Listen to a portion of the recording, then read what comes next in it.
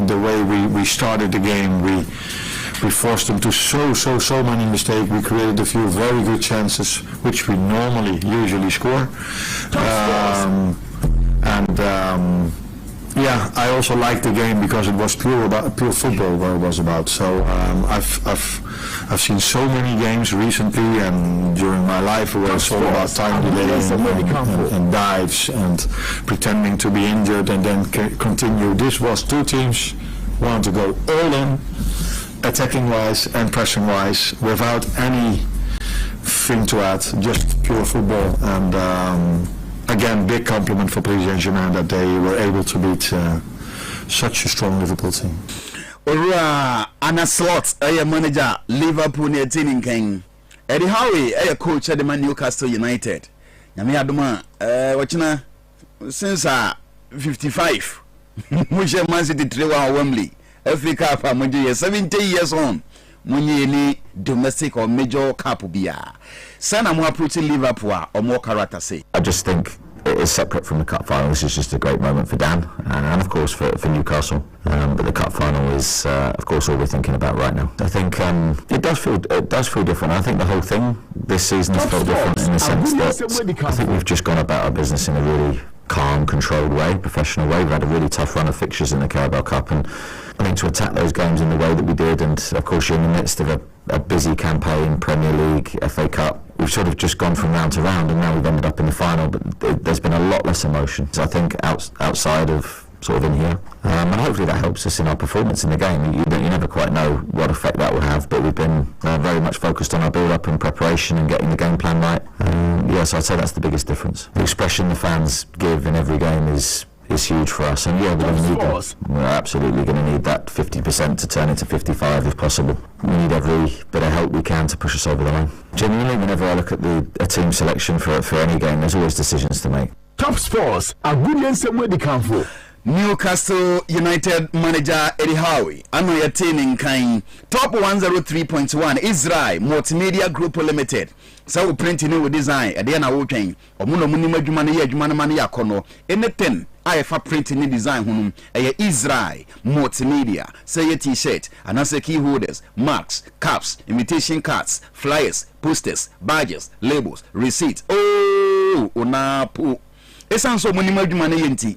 Nkofo frechiri ana ebeye printing ndi se wonye na wa Greater Accra hadia ene what wedi odi asase nyanwa hwe kokokomlemle Benz Gate nchen ho eho na Israel eye na dwuma o starting year printing no almost 20 years ni Sunday spend na wo madwuma the number is 0558 048 318 Israel Multimedia Group Limited printing and design na efi eno no yema Africa neni Africa honkomo a nano ya wada ena Confederation of African Football ya CAF omo ekohia ya na Congress ya koto aba na ya hwe omo a yede omo beko executive council no so ESCO ewo CAF na ya sanso ato aba hwe se CAF presidency no owura Patrice Motsepe ana be san kwa na so be challenge no na omo kwatena se ye hwehwemu didi nkomo a ye bibia no on oppose obi ampre Patrice Motsepe unse the second term a wo koni oba ye no omo gitu South African football a free step 1 a step 2 into better 8 years na wie no na ya do step 10 Patrice Motsepe gitu South Africa ye guso aye niama. There's a revolution taking place in African football, and we are honored and privileged to be part of that revolution, and part of the revolution is in the results. Morocco in the semi-finals of the World Cup with all of the nations in the world is the AFCON in Cote d'Ivoire being watched by 180 nations. It has never happened. It's prize money that is being given to the players. We have made big progress. In 2021, there was approximately 36 countries that were not playing their football in their countries. You cannot develop football in any country in Africa if the national team and the clubs do not play football in front of their supporters, in front of their fans, and in front of their people. Patrice Motsepe, CAF president, Anaja, Onusu Tutuna non kakra. Ora Ket Edwin Simon Okraku, or a GFA, Ghana Football Association president. Na ene wanya appointment and a position our CAF. wakoka esco no ho executive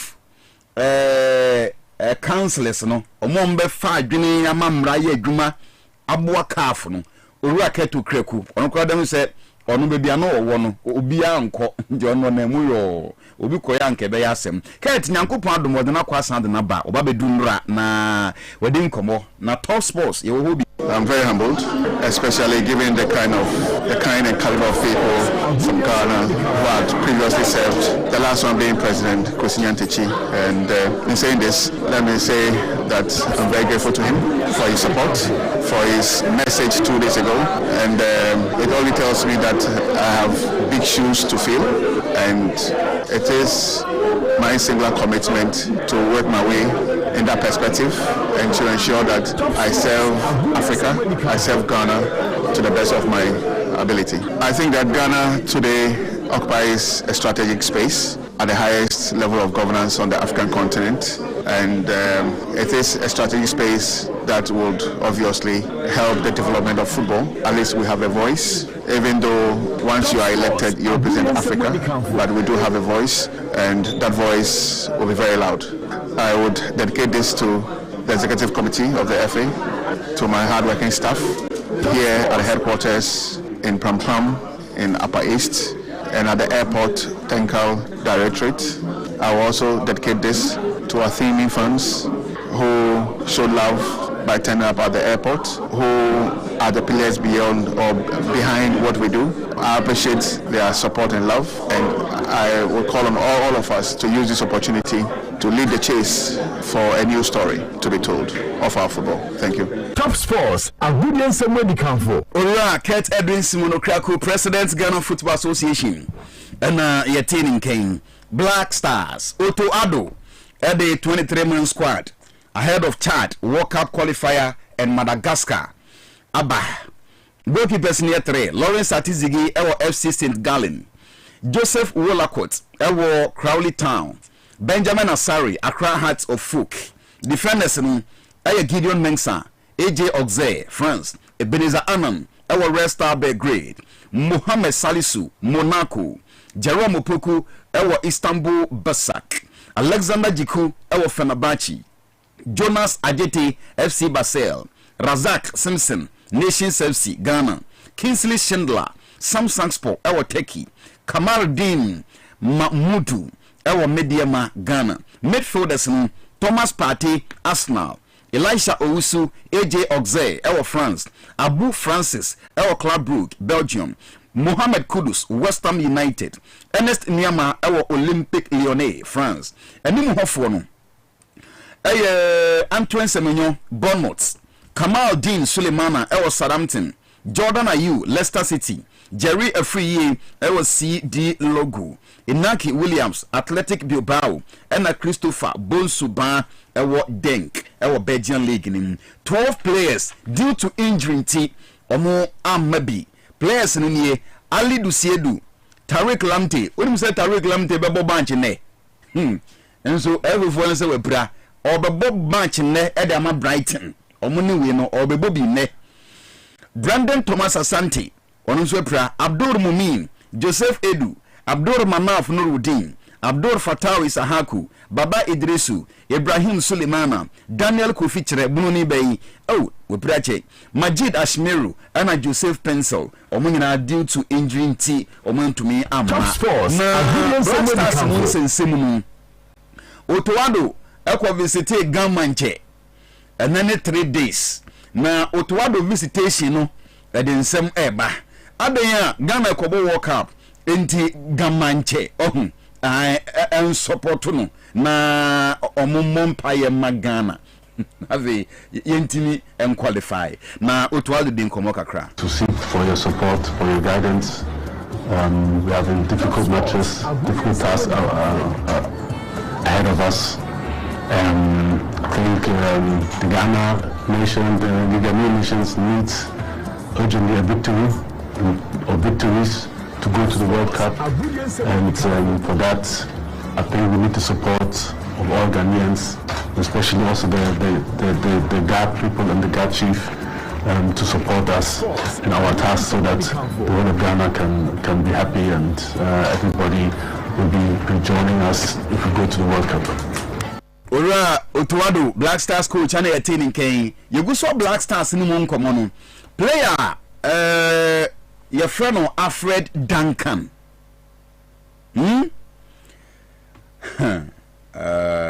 Joseph Alfred Duncan. And you're 32 years. No, we didn't come on.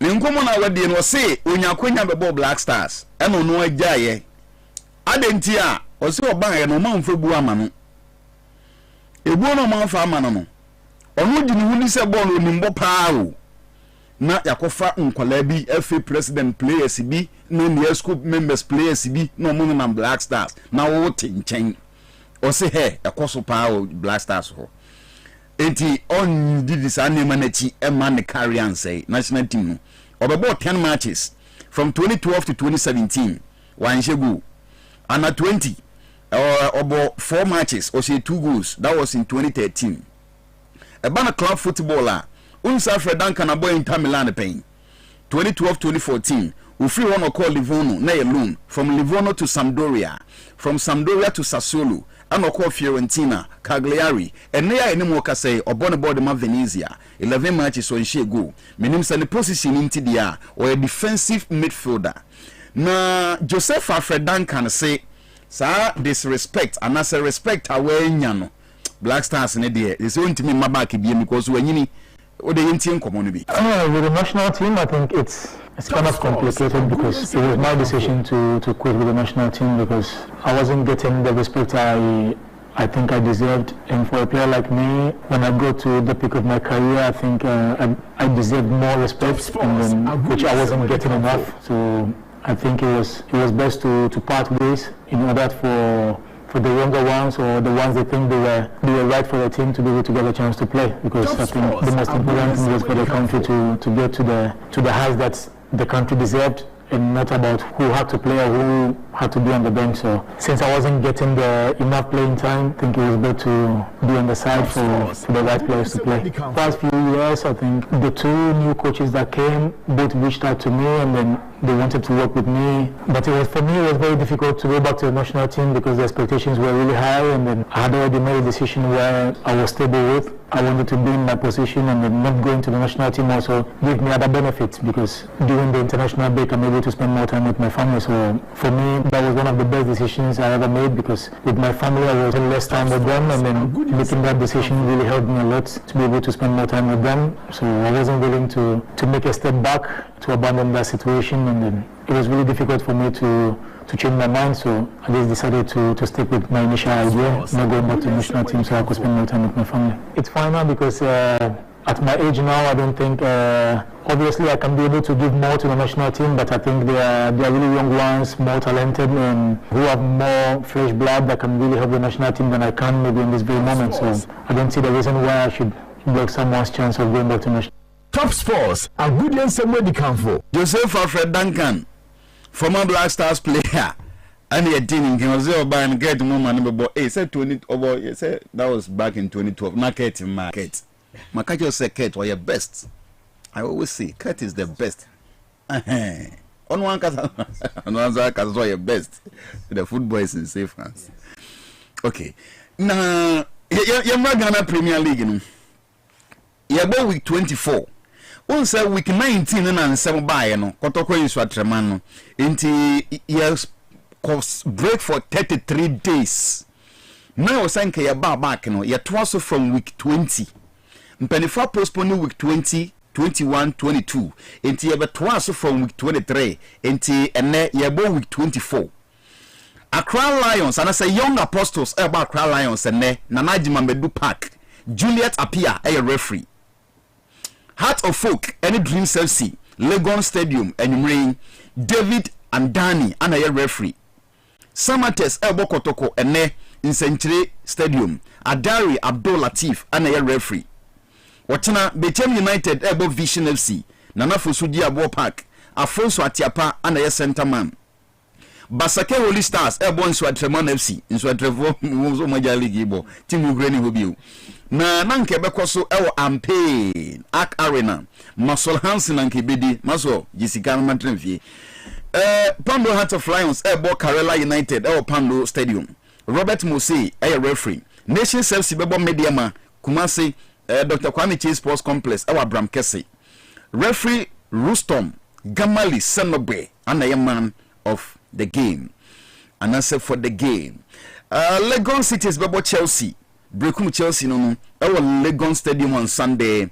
Charles Bolu center man. Na Adriana Stars any BB any Gold Stars. Nana Jimamedu Park. Dr. Imoro Osman and a center referee. Table no nie after see about 23 games no. Ananka ohemu anka fe nanka ye bebo 21. But we need akọ 24. So 3 games na we try more ye. Kotoko first on the table 37 points. Gold Stars second 37 points. Heart of Folk third position 36. Heart of Lions fourth position 34. Nations FC fifth position 32. Mediama sixth position 32 points. Betem the seventh position 30 points. Brekum Chelsea the 8th position 28 points. Samates the 9th position 27 points. Holy Stars at the 10th position 24 points. Young Apostles the 11th position 24 points. Vision FC 12th position 23 points. Adriana Stars at the 13th position 22 points. Manka in Tremanu League in Modia. And current position here 14th with 21 points. Dreams FC at the 15th position 21 points. Karela United 16th position 18 points. Now Legon Cities at the 17th position 17 points. Accra Lions at the 18th position last position and omo 16 points. Ewo Jumedi Omodi enim. Na Ghana Premier League yenhwe general stats after week 23. Matches ayabori na 180. Home wins 90. Away wins 32. Draws 58. Goals share after week 23 no 304 goals. Home goals 189. Mr. Mada, home goals 198. Home goals 198. Away goals 106. First half goals 130. Second half goals 174. Yellow cards team a feel league munyana 600. Red cards 28. Penalties 27. Penalty awarded 27. About a penalty score 24. Out of 27 a referees ajama teams no omotimi ashemu 24. Omame se 3 and a own goals 9. Ewa feel league nim. Na games eba so ne bi no ye nin komai. Kwame Opariado ekasa de ma Accra Heart of Folk. Se omni Dreams FC game a eba so we Legon no. Momebo 6 p.m. your name say wow personal engagement be able say the member at the moment that for private and family activities in the area 5:30 6 p.m. we do Legona. You come there and support House of Folk. First round the any Dreams boy and your ball 0-0. We are hoping that this time we will do much better for everybody to do much better. Your name is support tonight what stance in the it goes a long way to push the players and motivate the players because once going back COVID period when you speak to players even though Nejuma said it's a ball but they don't have that extra push because of her stance there's nobody. I supporters who rap panel who rap pitch and also now two and now who supporters and say these are my supporters I'm not too I'm push you with the rainbow slogan every other thing it will motivate you the extra mile into that Abibia easy that one probably be a dream that almost fighting very well on the top yes so baby head down said the anya dey say be ahwe han say omo wo ho no omo konyae nti two teams ni now on the pitch obi abebo no homody but me very sure say baby you be driving you never say that spirit from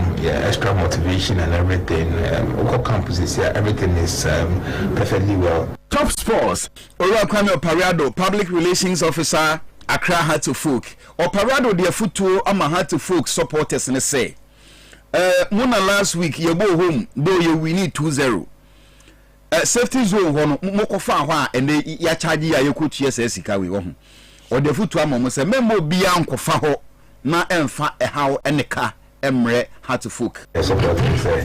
Safe zone. Once it is agreed that a man is supposed to be alcohol, the police will hope. The police we should see it as a safe zone and not anybody go there because a cafe bombrano and see it so that when the education goes down, I should say everybody in so that subsequently and has good supporters in supporting at other places.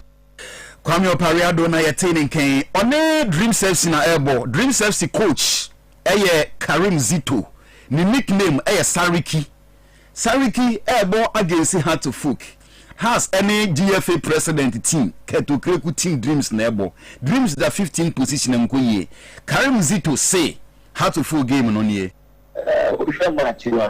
and that's but the objective now has to set them up they are out of the FA, so now the only option they are having is to win the league. And our objective is to escape from the relegation. And so, both clubs, aims and objectives now, it's a match, and nothing, everything. But I say, lose value. So we are going to play because due to that crowd, let me train in the Anajo. Because and then the training that for light. So we are going to send our we are going all out. We are working seriously. Until we are every key for all the issues by every member and I use that opportunity to strengthen my team and make sure that the adaptation will still continue because they are young boys in the system and then they are new to the Premier divisions.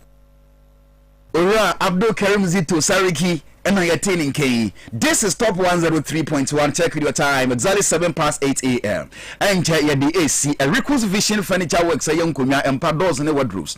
A Rikus Unkumya and Pados and wardrobes now. A near papa materials papa. And this out to seek to I want to add the phone. A big chama papa. Nibono so elfu. I can new town commando. And your number near 0244 057 298 na Iswatraman Football Club enra eno de babontin say Oma withdraw from the ongoing Ghana Premier League and again all football competition are organized by the FA omo mobo ni biem team no kra no eni ho Iswatraman and as a stadium na statement or release on the Babontin Yane PR for Iswatraman Joel Kofi Jampe Edin Kobo or confirm ye gitumo sa semna bano and correct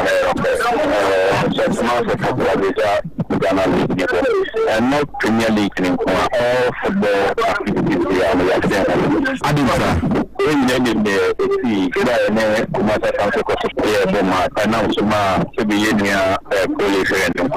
into a combat league.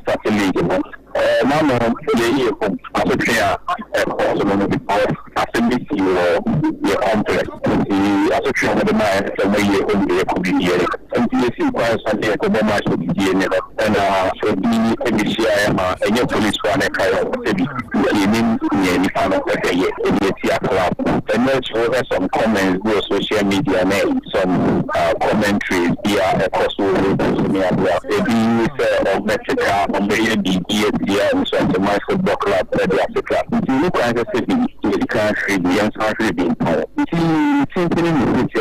And I'm just saying, because we are more for the players that my football club are buying. The actual North League in the Mosebea city, when this division goes to get a club at the upper. The abuse of the service, I think one am working with phone now, penny for the measures. No. You born a cry. It's like the man team. Young fan say is a defunct and Tiasibu, Sunday the Hammer. And young team, because why the best about the cup. Winning Koma, Joel Kofi Jampe, Kasama for the man in Swatre Football Club, you're attaining. Anna Yabisane say, so what is next for the players? Players young can be him. Ya good team no obi anko fie dia and she say be na money players na ye and I say omo ko he I think I mean but then I can't so much you two can call with the NDP and also now I'm more happy. Maybe the team not happy. Then I said the amount of ever sometimes. So this is the maybe among okay, but I'm finding to know okay. You register how many players? Na say na bano. Omudo do say na no you omudo dance here because omudo so mudo. I think there more than 20 youthful players. The Running Academy. And we are registered 30 senior players. And so far, mechanism structure, among players it is not above what Ghana. Players are not yet pro. And I am new crime, not we do 50.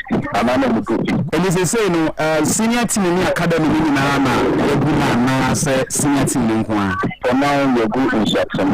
Could you say players, no, or more quahi, then I'm going to for now, you know, a contract application into a lawyers agreement come on now, you quite the first one handle. I have agreed that then the kind of instruction my cost was so but maybe a unique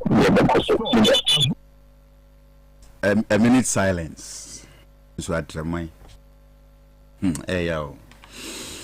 Omugasa mafo Kofi Joe Jampe na yetinin kan. Sports Minister Kofi Adams.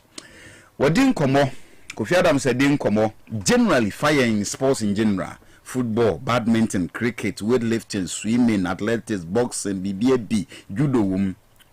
Na Ojesi Yakechi. Ghana cannot afford to lag behind. We must modernize our sports industry, not just for the prestige, but for the economic opportunities that it offers. Sports tourism, broadcasting rights, merchandising, and youth employment. Our recent sporting performances highlight the agency of this reset. Ghana's failure to qualify for the 2025 AFCON in Morocco and our inability to send a single boxer to the Paris 2024 Olympic Games should not just be seen as disappointments, but as a signal that our development system needs urgent attention. In boxing, a sport that brought us our first Olympic medal in 1960, we are now struggling to qualify for major tournaments. In football, we have not lifted the AFCON trophy since 1982. A 43-year drought that does not reflect our football potential. Beyond this, our performances at global athletics competition and the Commonwealth Games continue to decline, while other African nations are making strategic progress. This is not a lack of talent, it is a lack of structured investment, proper governance, and sustainable funding. For too long, sports governance in Ghana has been plagued by bureaucratic inefficiencies, funding uncertainties, and overlapping responsibilities. The Sports Act of 2016, Act 934, was designed to provide structure, but there remain gaps in implementation. In the global sports economy, sports media rights generate over $56 billion annually, a market Ghana can no longer afford to overlook. Our local leagues must become commercially viable, attracting sponsorships, high-quality broadcast, and park stadiums. Top sports are good in some way for. With the Matthew, Ngo Kambi, is in my answer there. Benjamin, I didn't go. Hunter Nafisa Daniel Free at Transit. Good morning. Good morning. Yes. 15 past 8 a.m. We are live on YouTube. Top FM online. YouTube, we are Top FM online. YouTube, we are live. Top FM online. Ubenya in Facebook on a session Nana Jawasari. Na yes, ni ende din komo. Bibia be kama. Hunter yakwa hefa. Yeah, sure. If you fall in 19 say. And the woman in Tinty, my name, many re. Oh, you know, when I am a you na for fraba. Mama, you're not near. I think say Arsenal, your friend is saying chess game, you know. A bit tough game. See, Arsenal. The old trophy, I bet me I can say be a mathematical. You bet me I call when you bet me I your friend is saying Champions League, you know. And also cry no more share the competition owners. Real Madrid. But interestingly, Arsenal have a good record against Real Madrid. The Premier League India Liverpool by 15 points and meeting Chelsea at Emirates. It's not going to be an easy game. But in the last few games of Moesiano, I think Arsenal upper hand Chelsea for so. Enzo Maresca who said he started season with Chelsea. No more the bomb homebody no mushego se do baby because someone November there was a title talk involving Chelsea so bet me age recognize omuntu menje. You know mushe Dizema CIBC and Kupama since 14 game are going to somewhere they come for. ABC and Tama Chelsea nyemu my diamom. From recent 2 games on winning was against 2 of the bottom clubs, Southampton Leicester City. Leicester City crowd will be a game be here. How our Chelsea extravagance on winning side game, So going to Emirates, it's going to be a difficult game, especially for Chelsea. Because Arsenal team that I think it's a well-oiled machine. Arteta at home for the past 6 years in here, about December 2019, at home almost 6 years in here. Only press maybe so I Abache. The game is going to be tough. But I mean, I think in the prediction game, it's either Arsenal win or to be a draw game. Arsenal have the upper hand in this game. Arsenal have the upper hand in this game. Chelsea, no? Yes, only Chelsea. Arsenal have the upper hand. What's your current senior Chelsea echo? No, Arsenal. So see, I no more focus on Premier League at least to qualify for next season Champions League. Yeah. To qualify for next season Champions League. So I will go for Arsenal win or draw. For Liverpool, Liverpool Newcastle game, no. Yeah. Liverpool started season, no. And sort by, no. People weren't expecting him to make that transition from the Dutch LDVC to the Premier League so effortlessly, like the way he has done it. Especially I wish coach is a free one more Frank de Boer said no yeah do fine or about Crystal Palace and within 4 matches on Sake Eric Ten Hag and then a lot of praise in the last 10 years every Dutch LDVC no about the English Premier League and the big man himself, yes. Louis van Gaal. Louis van Gaal about Manchester United Johnson name or to me FA Cup Manchester United and sort of ban I think there was a lot of question mark over him but social transition now why year from Jurgen Klopp do some preparations so only the Premier League team by 15 points now why are they Champions League league phase and say no top here but uncle share PSG in both leagues no went to me and qualify their main focus is to win the Premier League but to sort in the press conference in Mokai and Drano there's another trophy that they can win they can add to their trophy haul so it's going to be a difficult game okay. The way Newcastle a bomb born the way my Liverpool say a bomb game now it's going to be a boss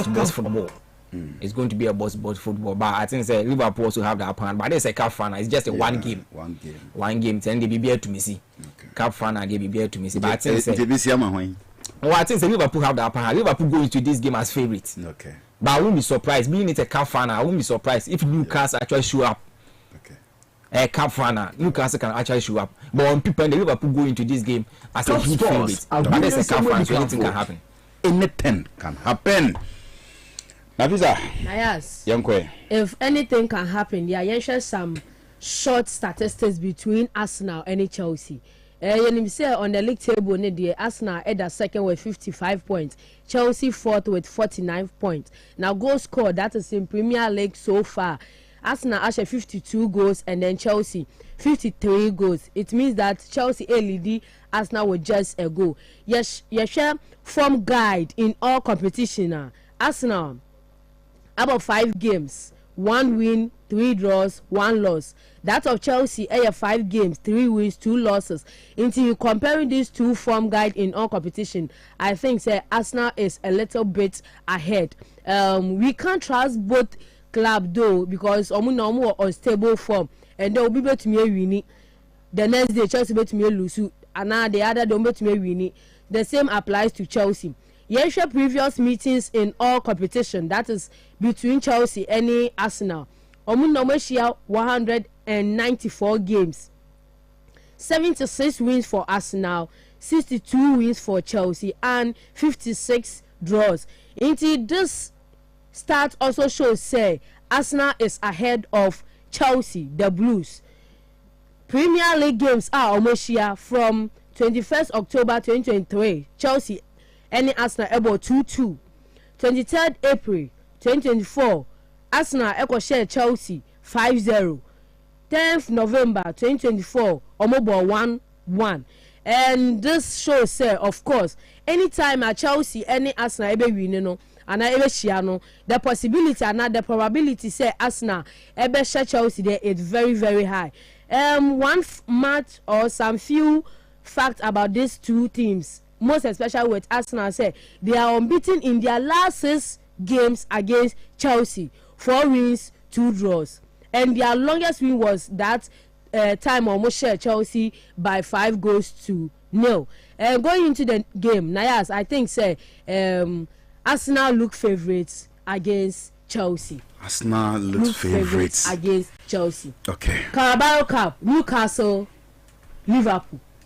Top scores are good so far when it comes to League Cup, Liverpool winning and now goal scorer Liverpool actually 14, Newcastle 11. Form guide in all competition, that is League Cup. Among 5 games, 4 wins for Liverpool, 1 loss. 5 games, Newcastle, 2 wins, 3 losses. Of course, Oshe start amida to a dry idea. Ubetumi aka say Liverpool ayade. And in all competition, and now when and it's lot ebe for Liverpool, obianim say going to me any year. But of course, Omaya idea when it comes to their gameplay in Premier League and then in UEFA Champions League, Omu to me Eddie kind without playing anything like playoff, but Omuko share a certain PSG, a certain Ousmane Dembele, to me a born home model Edema PSG Liverpool were eliminated and now got eliminated from the UEFA Champions League. Of course, they have the chance of winning the Carabao Cup, and if all things being equal, I think the English Premier League as well trophy no to me really. Previous matches in all competition, Omeshia 164 games, 81 wins for Liverpool, 42 wins for Newcastle, 41 draw. Of course, anything goes in favor for Liverpool. Now you check previous scores in all competition, that is Premier League. 1st January 2024, Liverpool Eshe Newcastle 4-2. 4th December 2024, Liverpool ending Newcastle about 3-3, and then 26th February 2025, which is this year, Liverpool Eshe Newcastle 2-0. Everything shows Liverpool is favorite, but Sanya Hunter Kayano, Newcastle are unpredictable. A certain Alexander Isak is there, and then some equally important players to show what they can do when it comes to League Cups. On the whole, I think if Omuko penalties are, it will be okay, but favorite is Liverpool. 103.1 and our Songo Swawu 80 na discussion time. Daniel Free my idea we name on this topic Europe. Yeah, yen kitten 2 minutes be. Dani Shabasa de na mama Shabasa de na Atletico de na mama. Yes.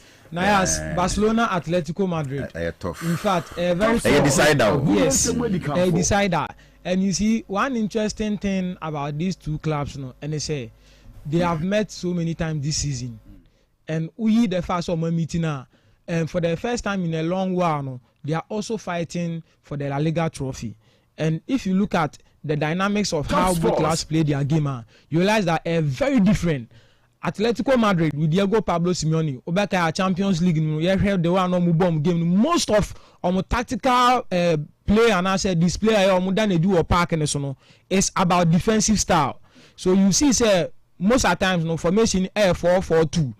Either Obebo Antoine Griezmann or Alexander Sørloth, and as Obebo Antoine Griezmann with Julian Alvarez. So it's not surprising, say, to maintaining the defensive balance, and last time in America during the Champions League game, you say in football, your high line football in terms of high line, and I say who defending from midfield, we and if you are you're the low block, the middle block, and then the high block. And Atletico Madrid mostly depend with the low block. Now I ask, Oko Barca side now a different, especially with how Hansi Flick about the formation, this time around he has deployed a new tactics. A new tactics, they say you cannot predict Nipo about Barcelona number 10.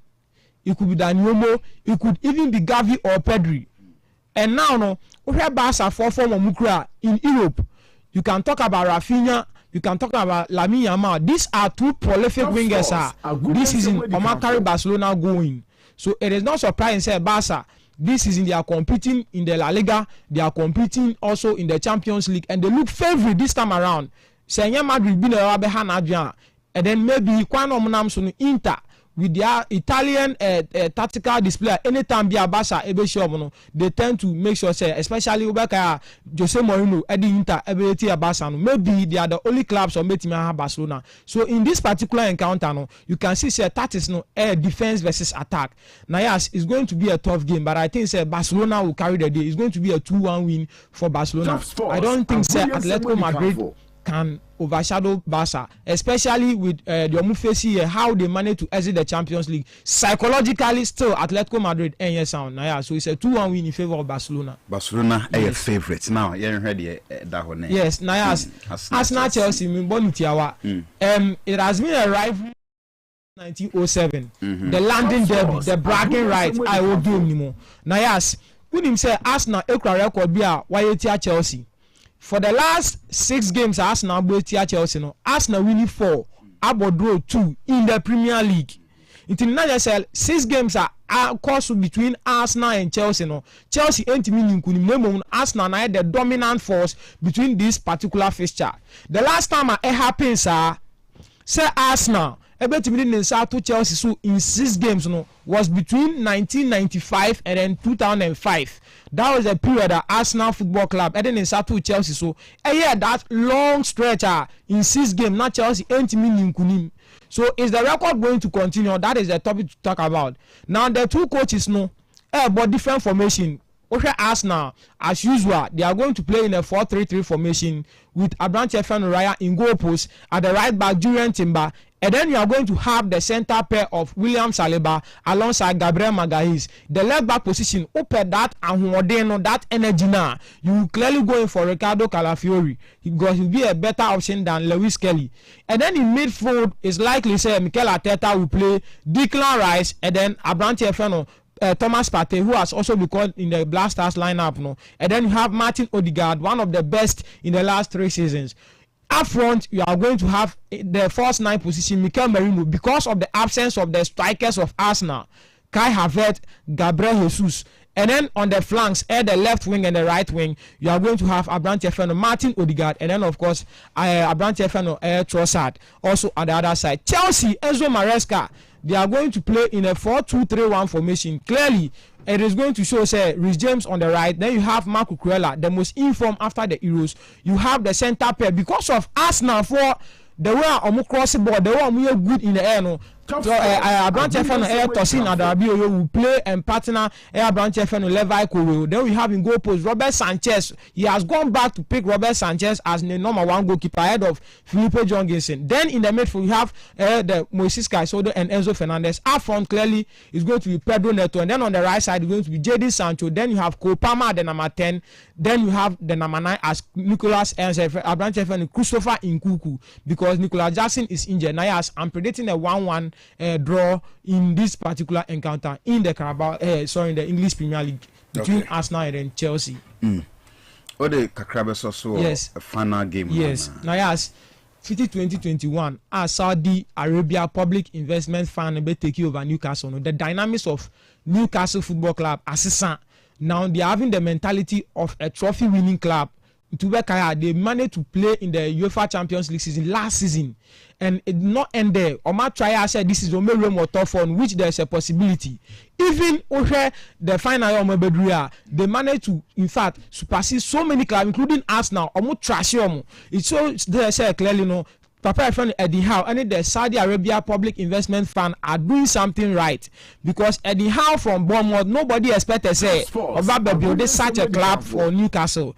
And then on Liverpool side, and his lot is also changing how the history of Dutch managers about Premier League in the world, which we are all hoping said this particular season Liverpool are definitely going to win their first Premier League and as from second Premier League in 30 years. And clearly, and his lot is the man in the dugout, and he's going to change the dynamic of the Dutch coaches of Maba Premier League because of how only Babe the first coach or Babeji the Premier League as a Dutch manager. So he's going to write his name in the history book. I think it will be an icing on the cake if they should win the Carabao Cup against a strong Newcastle United side led by Eddie Howe. For me, I think Liverpool are favorite, but you cannot undermine the fact that the hunger of winning a trophy. And Newcastle from this is the right time. Now yes, this game might go into extra time, maybe penalty shootout, and that is where maybe Newcastle. So penalties are Liverpool win, penalties are Newcastle win. Yes, Newcastle will win. So penalties, everybody should forget Newcastle United will win. Yes, but through penalties there, Liverpool do the wonders. Of course, even Obakaya I think it was last 2 seasons, or many Chelsea in the 120th minute, and a Virgil van Dijk a headed ball Chelsea into me and FA Cup. So it tells you that Liverpool, from the first minute to even 120th minute, they are capable of doing anything in the finals. So Nayas, I'm predicting a straight win for Liverpool. If it will go to penalty shootout, never it best appears in Liverpool. The same thing. And I come and sit here and say, wow, what a repeat, what a same exit for Liverpool in both competitions. Let's see how it's going to go according to the gods of football. According to the gods of football, as according to the gods of football, okay,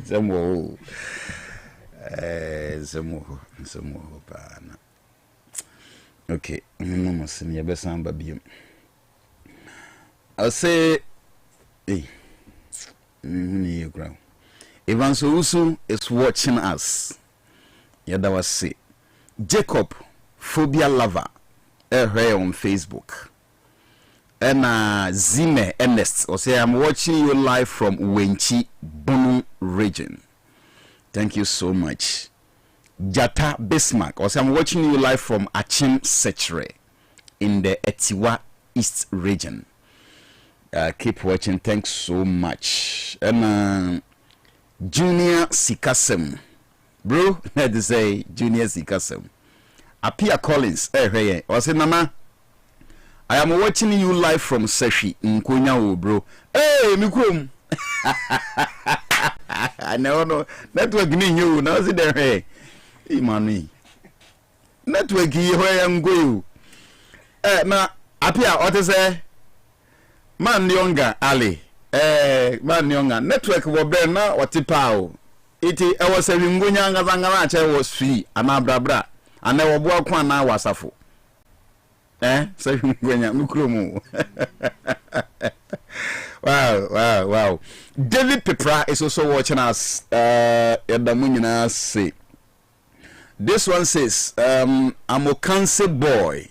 Okay, thanks so much. You're bright and so hey. Nelson Gatti, you say good morning, Nayaz and your crew. I am watching you live from Nelson's Air Condition Company at Amasaman. Akraman. Almost say when your friend is saying Akramamai.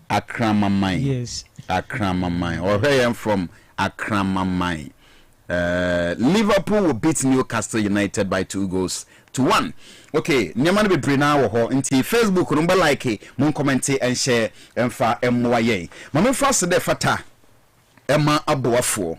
Medikia kan say ewiase de enimu na wia na yenso kan ya nhwe nanim anadwo eno ne WW ena se otwa hemfie kan so eche se wo ye de hye se wo ye bread ni bia enche se osabi o ye adepa ye wode ye de adoma chede na dom no indi se wo ya oye ni from na komemu ne mu ade nyina no na adwen mu nyina oboka otono bo ase no abeki se nipa no eye the award winner, the humble servant, Mr. Obedience Angel Quason, CEO Angel Bakery Original. Ne pano na ede, ne pano na yenim, bread ne yaba kope, ene Angel Bakery, Acres #1. Traditional homemade bread, tete pano no, duane. Angel bread, fresh, rich, butter, sugar, cocoa bread, and wheat. Food and Drugs Authority for Jatum. Sawo pepano a vitamins and minerals wom ebo biem kwada dream emam panifo service car Angel bread. Oye ti wo kwan ho oton bread anase ochinkosia se bread no se wo de beka ho a no ama na Angel. Efie bia bi wo mu bi abe household name. Entini wo to bi aton so ene na be santem pa. Ye kira kwa wo Pick Farm Station abe di pele down. 24-hour economy President Mahama say ono abe odeba no Mr. Obedience Angel Quiz na shas ye that years back e hono yemriki you bake it 3 times a day. Until any time be able to your cars, your tricycle, and a bread in the market, you're fresh. Your number is 0594 114 719 or 0264 227 414. Angel Bakery Original Pano Show. Feel the tastes. Israel Multimedia Group Limited. Chairman Israel, yedi kan yema wachi na yensre nyankopon hira ene na hoɔden ma wo because adwuma pa wo ye printing mu ɛyɛ wo na wakyerɛ kwan no yɛsɛ tete atempɔn kwan no de wayɛ bi pan a wonimu yɛ ne na kyerɛ de odi kan no yɛ sɔ nachi enti sɛ obɛyɛ wo printing ne wo design a fa koma de onimu yɛ a ɔhya ahenkyɛ ne prɛko ɛno ani Israel Multimedia Group Limited emu fritema Winiba Kuforidua obi kura free Kumasi be ya ne printing wo Israel ho oria o de afa bas na okọ because o padwuma ne yie bibi ye quality printing de ye nim say Israel Multimedia Group Limited no mo ye ora Israel yankopon hira wo papa wo de atete wo nkoda no Master Patrick Regina TT Mustafa mo omo de adwuma no adu different level kra ye wo kokomlemle Benz Gates Freya 0558 048 318. Soja carpets. A soja carpet who has someone making. Soja carpets a papa. And now we sinka minya be 3,000 bianca me koto de set Flagstaff house woni bio. There be omo koto no soja ho. De se o mampania so ye no Flagstaff house no soja de ne bia quality ya mfa mfa brochire ne bae sikani bia fie hiani bia fie carpet se ho ye papa bia ne ye soja enkoto roba de ne bi na mfa e camrel enkofa issue bia mrel enkola di agro so kura na etete to quality to carpeta ye de sekan bi si so ye de pick out bi si so ye de shovel bedwiri enso still na obotantin etese de etie wonya no ba bia se ye soja Soja carpets enko na kala bia dodo bia wo pɛ no obinya carpet nyina himfie soja the whole Accra dodo bia wo hia kala bia wo hia bia no say yes center carpet artificial grass carpet woolen carpet or carpet for check space yanko Cantamanto opposite Ghana Commercial Bank 7 stores after Despite Shop manenchia soja ma pay the number is 0244 074 541 so I was yeah man can pay anum TV on soja de obey soja boa yanya to den kra obey na easy kra na Enrico's Vision Furniture Works omo ye nkonwa enya kitchen stool ni bi teacher ni de na ode ye na kwala no nya no bia ono mo ye stuffing ones no sofa chairs no ye wa haba mono set no headset ego set VIP set and the kaka ho bia e ba no doors and wardrobes and empa obeda so fili style bi amasage ni padua no a ne boafo no ono ode odum Ghana nria papa ne materials na ye na dwuma Eriku so Accra Newtown Commando for 0244 057 298 FT Enterprise omotonton quality blender to make your cooking easier and more convenient. Enti sa o pe blender ye papa wan hode e be chama wo look no further say FT Enterprise your quality blenders no you design it to meet your specific needs and budgets.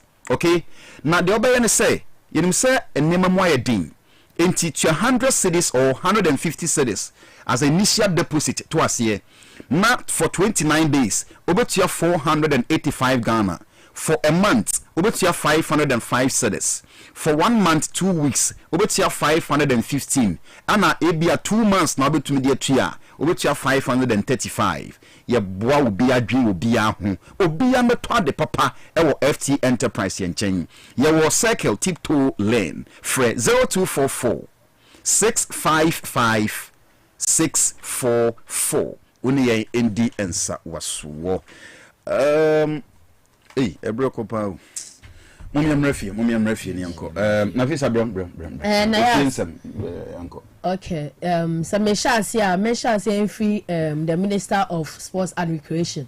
asemo okaye say it isn't as if say you need talent Ghana. You talent of course because you share players or more manone any even within our our Ghana Premier League club we are seeing say the future is bright for us. However, due to one or two things it ama inoma be enquire it's so disheartening say you to be unqualified for your friend say half court then time say if say Ghana ebebo gamer who say the mechanized and stuff or machine say you to me to talk jerseys any flags any other who say the resellers are crying here and there and all that see that thing no any hobium because maintenance and all that is not working the 2025 but it comes to the sports part you say there will be a section of sports fund it will be put into the sporting activity Ghana sporting activity at the end of the day to me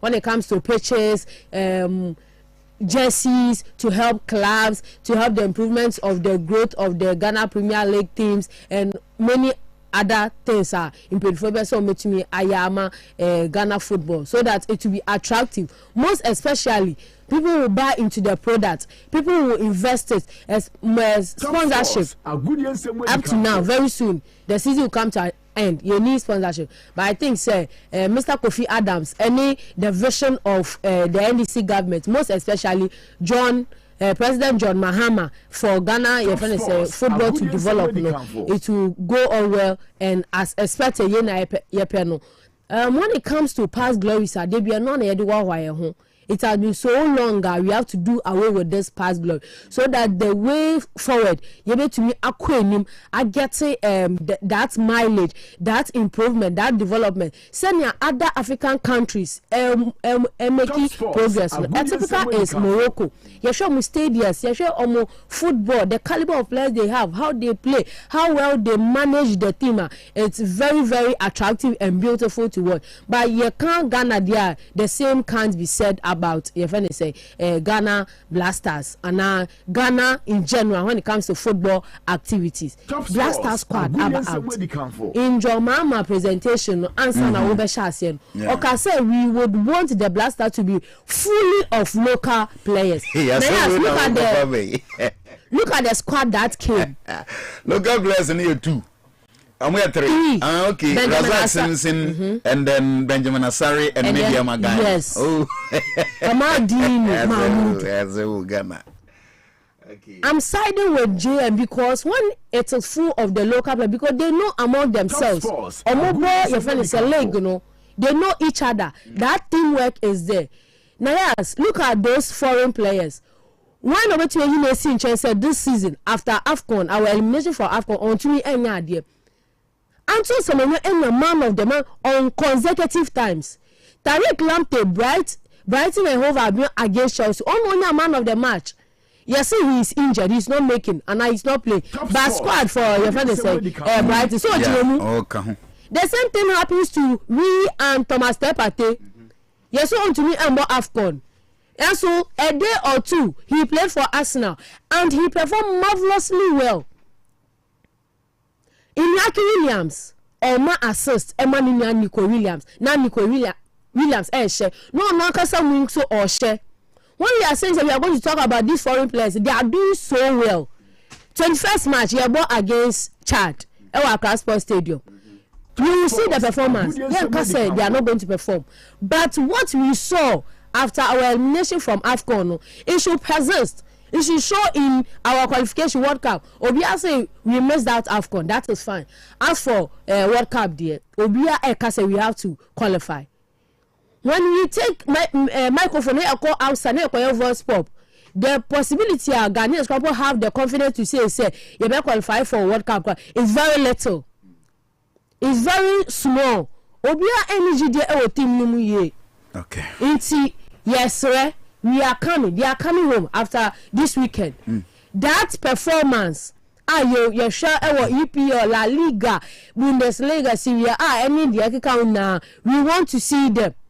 Okay. A player like Jerry Efre, your friend, which is very good. Razak Simpson, Nations FC defender. Waka say getting AFCON and then World Cup qualifiers ebuano, and it is good. Mediama your friend say player away at the end of the day no a defender in Mediama team with most goals this season, and it is marvelous. Benjamin Asari has been superb, has been fantastic. 12 clean sheets this season in 18 Ghana Premier League. It's so wonderful. We were all calling for him to be called into this your friend is qualification World Cup, and of course he has gotten it. Now yes, we are hoping say players are from they will perform very well, and then at the end of the day we will go far when it comes to your friend is this very AFCON. Into kudos to players are from. They should come and show what they have for us. Now yes, they should come and do their best, show their crutchy powers, or else blue. Anda. Na yes, I'm say if you say I'm a dozen na yembre no ko. My main fa we ntwam. Say program and that's a team program outline Black Stars. Monday 17th March, training at the Accra Sports Stadium 5 p.m. On be to the public. Tuesday 18th March, on training at Accra Sports Stadium open to the public at 5:30 p.m. Wednesday 19th March, training at the Accra Sports Stadium on ma public no on close. Thursday 20th March, a pre-match and as a pre-match press conference 4:50 p.m. and then Accra Sports Stadium first 15 minutes training session to the media. Normally na Friday a match day Ghana Chad. Nana Lucas and some Dawson in Sena Yamber so called Melbourne Tofam on Yashe. I think say last week me Kaiwa say GFE or media team no website handlers also mo improve. There's one aspect bia omo weekend mebo ma baso about the Ghana Premier how we see preview Ghana Premier this weekend no omo ayade but about national collapse na said their last week Saturday me kan no I think say na profiling no na very poor very poor standard no for especially a site like GF the standard should be higher than it currently is, but the same website no kwa insuatraman edit letter but so much from where football mu kra I dare friend of football there is insuatraman omuni twaka bia biem interestingly na unim uko GF website at home fixtures for this weekend no insuatraman game no wom send no buy and you no more fixtures is it this is the thing fixtures on the why say a website no media personnel or handles that way no or website administrators or whatever. GF to date into mean carry insuatraman letter no website GF into mean confirm me so imagine insuatraman appeal not man as letter not man as into GF to date to me then and confirm me the general public no we share the kind of matches so be in this weekend in the Ghana Premier League no muna as usual. Games involving has any commercial Santo Kotoko. Games and be Alpha TV, Metro TV, and 2 original. Apart from that, the rest in GF is on Facebook accounts. Blasters line up no squad no aba. I say Alfred Duncan Obone audio no can be. So by and when you respect and office and you deserve it, yet me free prayers be any can say from. There's one prayer guy with Jerry free or Lugo. I think it will be named Lugo na Lugo no or La Liga 2. Spain La Liga 2 no no into the Alfred Duncan Ekano. They said they now Ghana hang second division. Oh yeah. And they said the Alfred Duncan kind Alfred Duncan time na ye kwesi antechi. Top sports. And it's here so you work to critical time. Jerry Afri Obo Lugo La Liga 2. There was a time here near Edmond Ado. No ball restart Belgrade. Boy, no over 6 months, no KK ball. But still no from the national team. Na Ghana for kan who dey see. They say omo friend bi. They say could Jerry free no so. You understand? But me Blasters and some no. Me who say it doesn't matter who we call. Whatever results we are going to get, we will get. I don't buy into the fact that the players don't give their all. Me, I don't buy into that fact. because we've been blaming the players for more than 5-6 years. So the problem persists. Even the things are getting worse. We keep on calling different players, but still the same results. So it's not necessarily about the players. Players therefore we know come crabs or bobo. But had more performance in Ewadiati. Because at the end of the day, if a whole FA president can go and stand in front of the players and then give them a whole dress down and then bring it on television, say be na nipa. Say na kase wenu mo bedwo ma bia wani hyere nje ho no. Sa na so hu so bi so wo de na nani yen de enje ho. Enti Blasters ne de we all hope 2026 World Cup ne de e de Ghana for akoma so yie pop. Enye football no nko aho asem na de Ghana for akoma so. Bebre na ebe yusu we as a golden ticket akodi US. Mi nko bi na Donald Trump say nko awo ba obebo wasan. Nti true World Cup na to World Cup we are going to qualify there. Ya so be Blasters o ma so be she pop okrum ha no. Sports minister wakasa efi so ba yi wakasa no kabi. Yen kan say manin kasa. Be say this not west. And he should walk the talk. I feel waba nti enya abotra ahwe no ba ensem wokeka no ye hwe say ensem wokeka obetumi implement those kind of strategies because he is speaking a lot and from his conversations it tells us that he has seen where the weaknesses are and he's ready to rectify all those problems.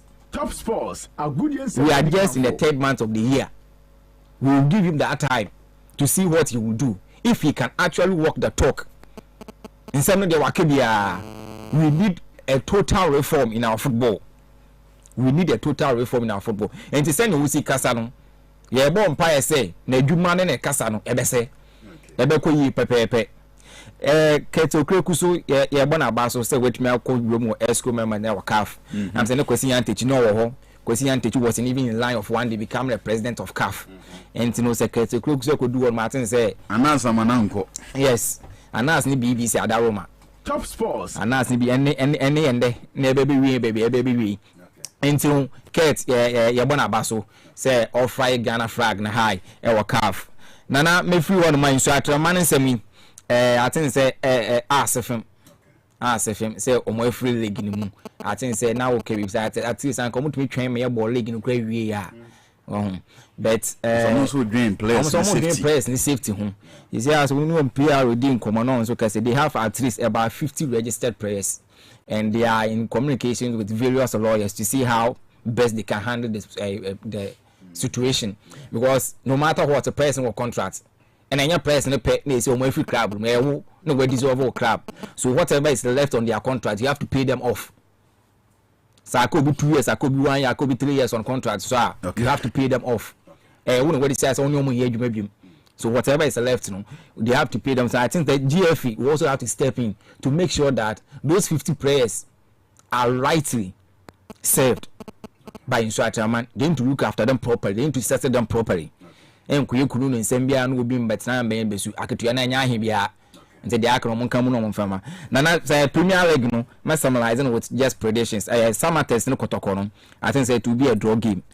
Young Apostles now cry Lions. Young Apostles will win. House of Folk need dreams. House of Folk will carry the day. Bechev United any vision. Never want to draw. Heart of Lions ne Carrera. Heart of Lions win.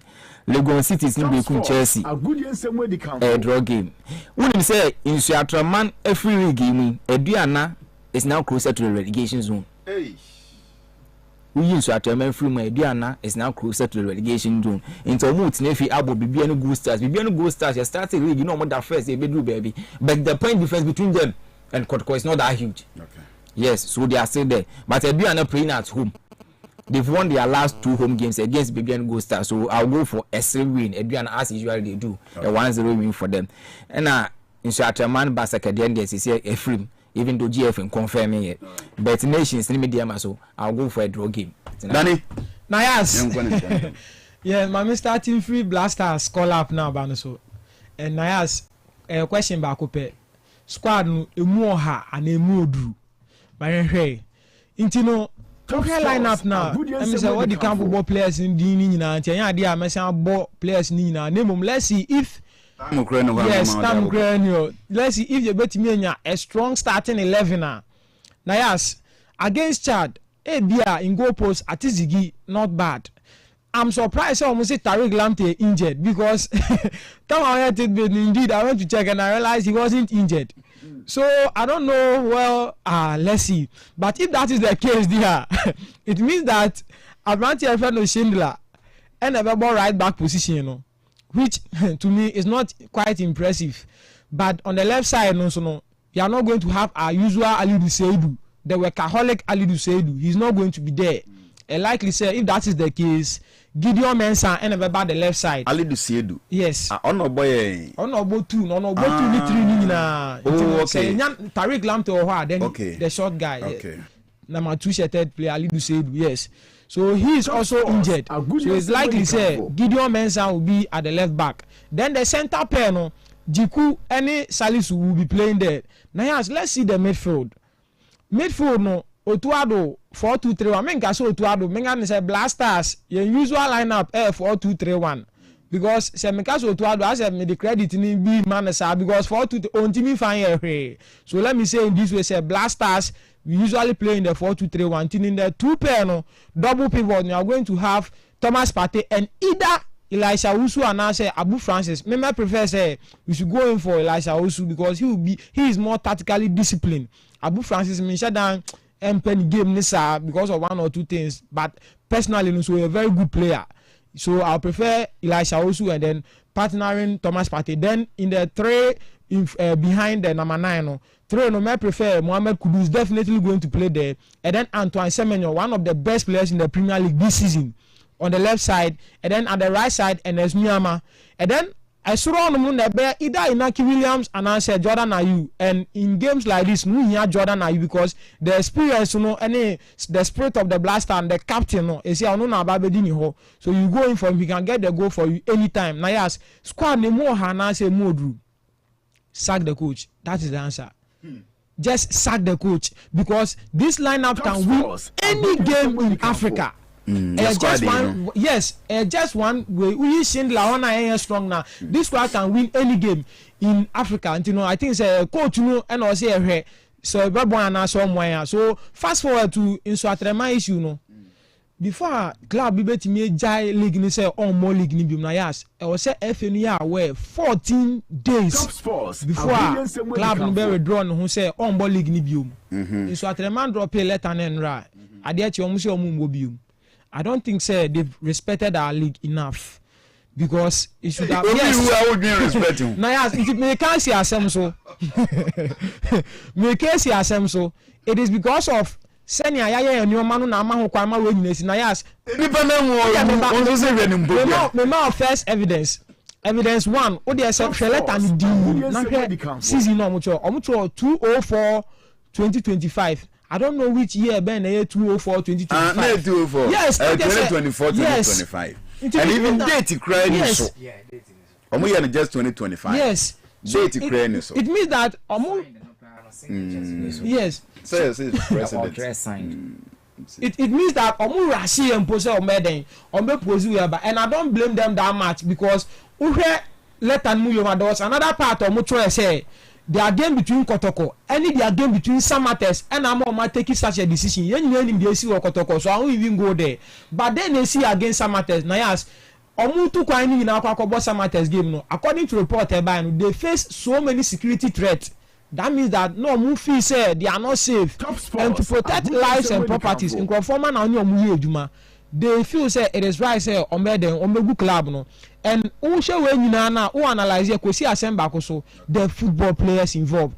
Look at just one club now ubo audio no name some 1 or 2 use interviews are so now you realize that about 50 players are going to lose their job including the academy players.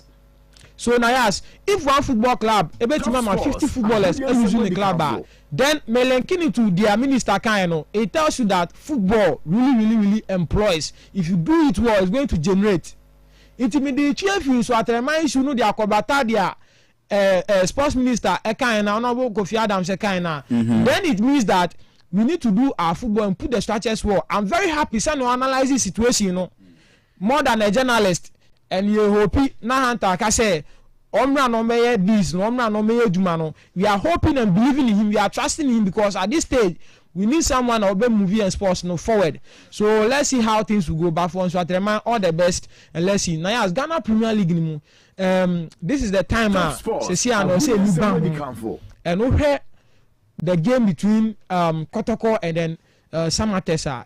It is going to be a tough game though, but I mean we see time one player or say Bonabasona you're making sure say he's going to grow and one day come into our Blasters Peter Siedu. I've never met him before, but I've admired him so much. About him, okay. Peter Siedu, very fantastic player, and everybody agrees right now the best left back in Ghana. Maybe one or two players may come to play, but Peter Siedu untimi underrated. You know, he is one player last week was a goal. The goals and assists for Kumasi Asante Kotoko this season are very impressive. The absence of Albert Amwan near Kasebia Kotoko Bella key goals, but Kwame Pokumune Saka Dadamu making sure say Kotoko still Ebeko money. Say I know where league now. Kotoko that first 37 points. Then Bibiani 37, House of Folk 36. So a tough game though for Kotoko must win this game. House of Folk against Dreams FC. Dreams FC are just behind and I say just leaping into the relegation zone. Straight win for Accra House of Folk. House of Folk must win this game by hook or crook to be able to make sure so they'll keep their title challenge hopes alive. And then let me wrap up. Yes. I heard the big ones. 0303 944 864. 0303 944 864. Yemfa just few calls. Na yem free a hand call. Nebacho, good morning. Ajani mo yetio. Boko yentio ebreno. Yo. Beni kaka jamani. Omo to mo tinwa eyepa. The protection is better than skill. So that omo ban. Because after this one on Panay and one. And I have to tell you, yeah, and the Omo body answer, Aquana, what is there? Number one, I see any panel. Like it's any panel, yeah, or Mombato. And a black dance, you said the best thing is the Germany. Oh, Ghana. What that Japan for one make you say, if I find it before. Now, Odoy, send me a email, Diana. Oh, yeah. Odoy, man. Hosno Doyana. Dennis Odoy. Debbie Inedi. The Blasters in Zizu. Aye, I'm friend. Good morning. Good morning. Yeah, Winnie. It's you. Top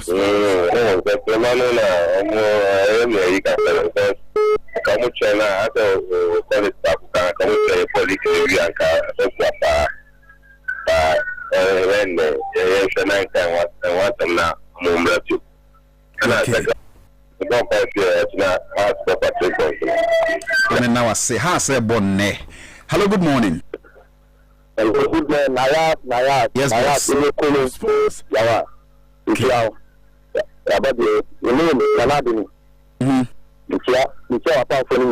Mama good analysis maybe I'm team I can talk and then yeah me go be am na be lego so dem feel top no na the room mo kwa to be you show me where am mbo na Minister of Sports no this is in the Jena budget no me dey no kind of medical sports can call information you can put as sports it will not be the Fabia until we get Africa be no but you don't find by entry you dey have after I'm bringing a match na my say hello, good morning. Good morning. Yeah, we do referee. I'm sorry, Okasa we trima me san free BM. Hello, good morning. Good morning. Mpacho wenye. Maybe I had a video. Yeti Mpacho. Top Sports. Top radio radio na. It's a man. Let us get out. Me, I am on my as I said, the woman is bought now from a bar. I'm going to be to be any hero. If you know, I give up far more fire because we much from comparing. You're not going to see it. If you know, you have a so be unpaid in Canada. I think we could have a job in that. Yeah, been to us. Hello, good morning. I don't know. Sir. Okasa me nim fu na use there but yentio.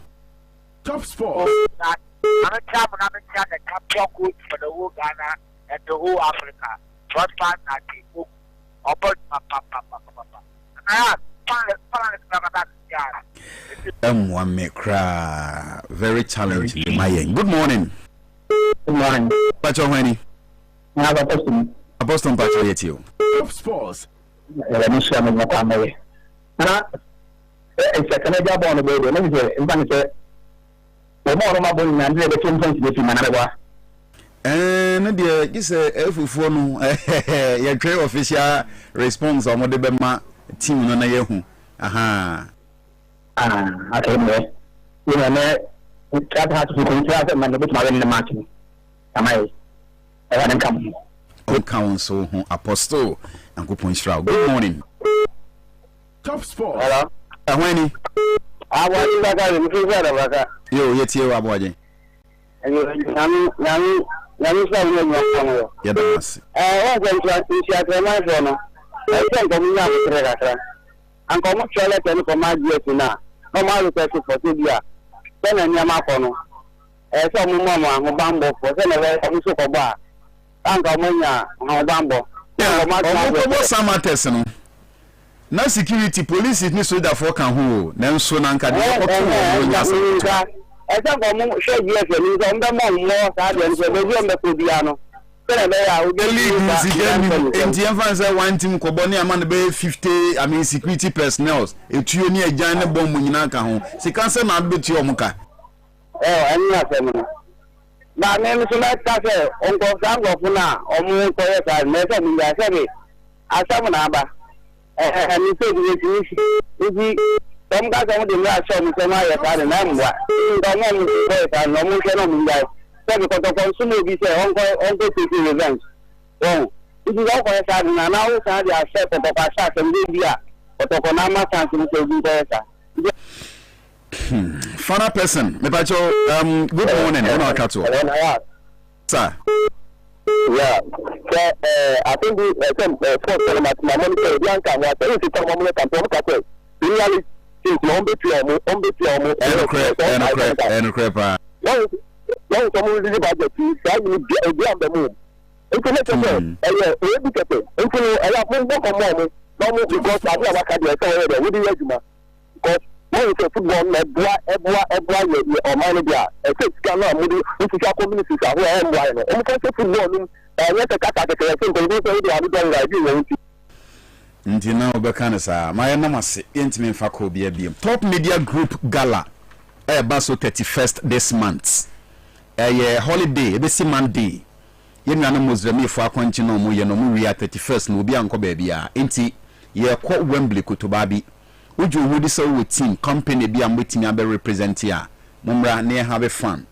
Sika that's one Ojia, a suchende Obo Ghana Premier League, the Unya trophies is so. Na obikanya obenya aden so ya be shine mo kama so open tree mo bia so be participate ya teams na ye hwehwe no so anesa enti se wani abre so be buy indeed that free 0244 89 35 36 or 0543 81 42 80 Apomode Festival no baso nyame adoma Wednesday 26 of March ewo Dome Markets a ben Trotro Station na ewo hono La Paz Trotro Station ewo Dome Market no ye net Lord Healthcare na echo that day ye be free screening ewo BP hepatitis B blood sugar diabetes typhoid any area hodo bi aka ye programs aye ewo radio we so nyina all presenters say baby ye be ni nyina wo live and past 7 a.m. to 5 p.m. so open tremu bi a number na 0244 144 478 when ye ending komo na yen sorry so anope mami fanchiamo me anti obapa roots awo asalem down oni wura Mr. Apia Kran Yaboa sister roots good morning happy weekend oton efie indomie papa inde menya kasa na dani hu hihye no dani open nomi efie de e ba gbebu je shomo ye mana chi anapay Yankupon shira or ne family ni nyina ene ebedi bi why anti root ya ma wasisi ye chikama ai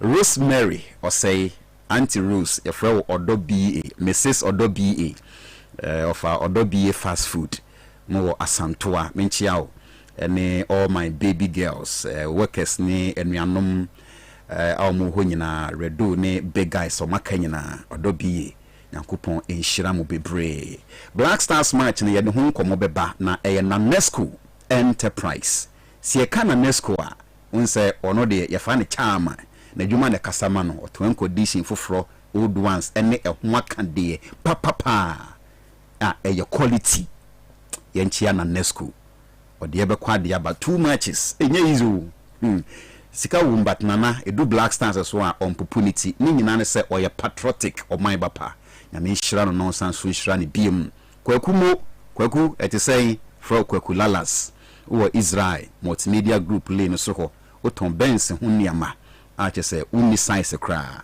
okobo nsam jamba na che say oye tough yema good morning na yankase Nyankopon enhira the noble humble of Humble Man Enterprise humble nie yese maxa nie wona tonton home of quality maxa copper pipe original I free South Africa I China for ne Nigeria for the fake ni bi oye sole agent Nyankopon hira wadwuma wo ye the noble humble ora Kenneth Kwame Asari aka Kenstep Microfinance adwuma ora no de oye bia no Nyankopon na hwa komam na enipa na hwa ni so onhwe wakomam adwumaden ene akoma pa okita na onhyira wo no onhyira wo nyuma bibia ebeye kama ora Kempon Cappuccino onze ono ye the don chairman efe no Cappuccino Kempon Cappuccino yesu be a cappuccino or a couple or a big or a tough or a strong or a business mogul very top energetic man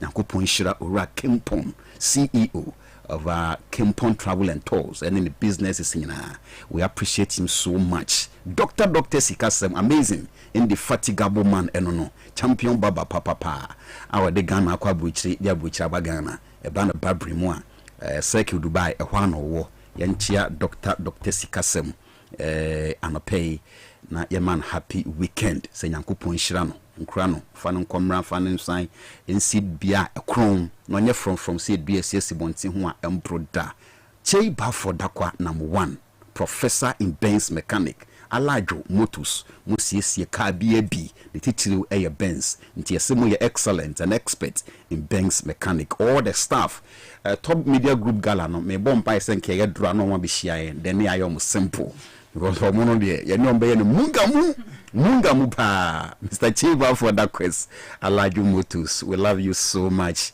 Nyankopon enhyira mo bebre nonsense enhyira mo biem onumanyamfo na yaw for brenya CEO Bestman Global Merchant se best na nipa dodo na titiri ni ani ntiri ni nyina ye frewa ho brase ni unim de anti you've seen it all in life. Good morning to you sir and workesa mo Bestman Global Merchant nyina togbi ahokpo ye frewa Angel opposite top radio heya na wo otuntum condition ho niama living choice services togbi nyankwada edawase yenimse yepie ya na ekotogbi ho ne yakochia no wahu yebekwa akochia togbi ana onjia no yechia o hene kase pa o ya humble to earth nti obema ne ma asre anope togbi Kupon Israel bebre grand salute yes yesi nyame adoma yebesanso ade ahia Monday biem mede nyompe to aso to say 10 bebo na entertainment abeto aso yeda munyina ase